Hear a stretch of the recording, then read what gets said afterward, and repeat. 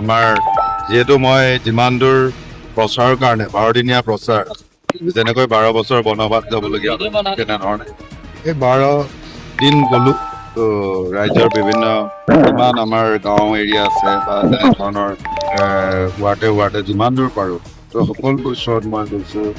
আশা কৰিছোঁ যে নিশ্চয় ফালৰ পৰাও ৰাইজে সঁহাৰি জনাইছে আৰু এইবাৰ যুৱ প্ৰজন্মক ৰাইজে বিচাৰিছে আৰু কৈছে যে এইবাৰ আমি ভোট মনে মনে দিব। আগৰ নিচিনা এইবাৰ ৰাইজে ভোট দিবলৈ ৰখি আছে আৰু এইবাৰ কোনো ওলাই নাই। যেনেকৈ এইটো চৰকাৰে মানে অৰুণোদয়ৰ ক্ষেত্ৰত বহুতত যেনেকৈ কৈছে যে আমাক ভিডিঅ' কৰে বা ফটো মাৰে আৰু অৰুণোদয় কাটিম বুলি কয়, তেনেধৰণে মহিলাসকলে কৈছে।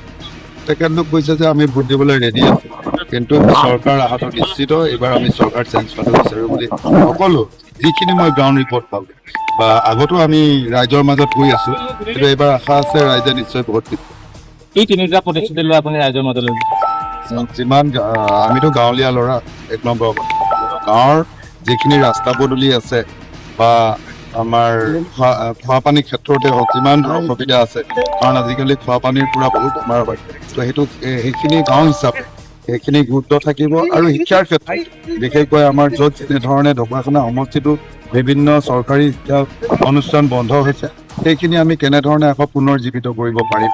আমাৰ উঠি অহা যুৱ প্ৰজন্ম বা আমাৰ উঠি অহা কণ ছাত্ৰ ছাত্ৰীসকলক কেনেধৰণে বিশেষভাৱে আগবঢ়াই অনাগত দিনত তেখেতলোকৰ ভৱিষ্যত উজ্জ্বল কৰাব পাৰোঁ, সেইখিনি শিক্ষাৰ দিশত থাকিব। আৰু যিমান দূৰ পাৰোঁ স্বাস্থ্য কেন্দ্ৰৰ পৰা ধৰি আৰু আমাৰ বিশেষকৈ খেতিৰ ক্ষেত্ৰত ঢকুৱাখানা বিধানসভা সমষ্টি বুলি ক'লে খেতি বা যিখিনি আমাৰ ঢকুৱাখানাৰ ঐতিহ্যপূৰ্ণ মুগা শিল্প সেইখিনি উন্নত কৰা